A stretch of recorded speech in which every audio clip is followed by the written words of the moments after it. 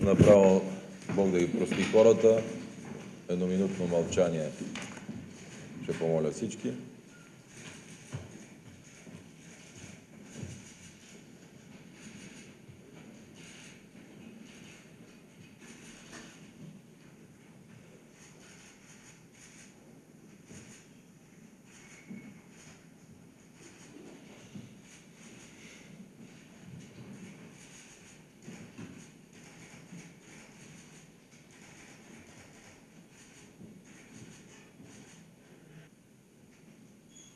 Благодаря.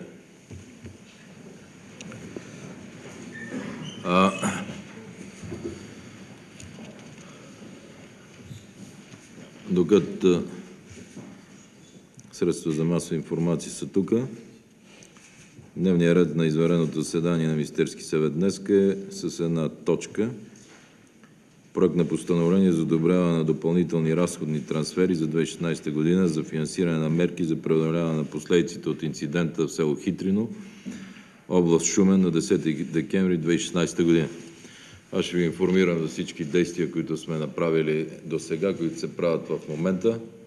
Ускорихме максимум вече източването на цистерните през нощта 4.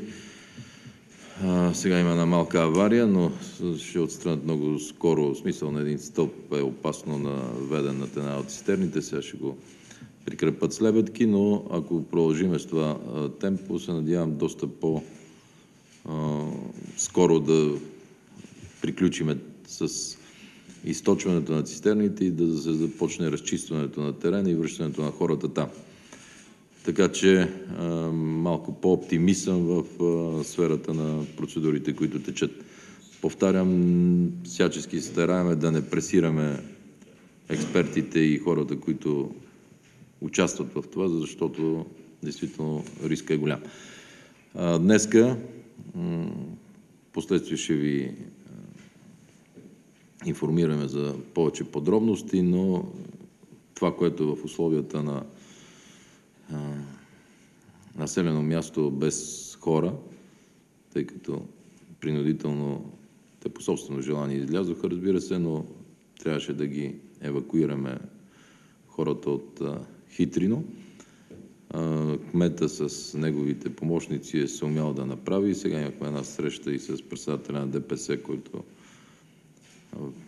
беше с нас в тези дни. И горе-долу сме се спрели на това, което ни подават експертите оттам. На 2 места по 5 милиона, общо 10 милиона лева. 5 милиона още днес ще бъдат заверени по сметката на Хитрино, за да може кмета с Общинския съвет да започнат да имат готови пари при първата възможност, която се отдаде вече за безопасност, да отпочнат действията и по разчистване, и по всичко останало. И другите 5 милиона отиват в Социалното министерство. Веднага защо ви обясня? Защото кмета по закон, вие добре го знаете, но медиите да знаят и българските граждани, много от дейностите, които трябва да направи, няма право да ги направи.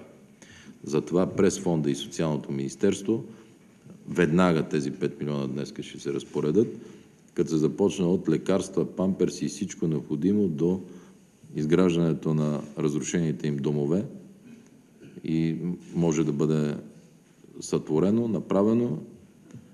Паралелно с това разговаряхме с Еврокомисията. Днес те към 2-3 тяхно време ще дадат и, предполагам, публично изявление.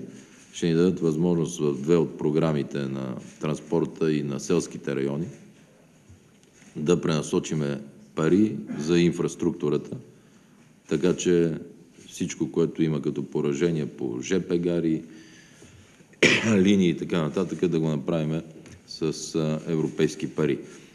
А тези, които днеска, надявам се, ще ги гласуват всички, ще отидат директно за пострадалите хора. Включително за тези деца, които са без родители, за всяка една нужда, която има да се посрещне.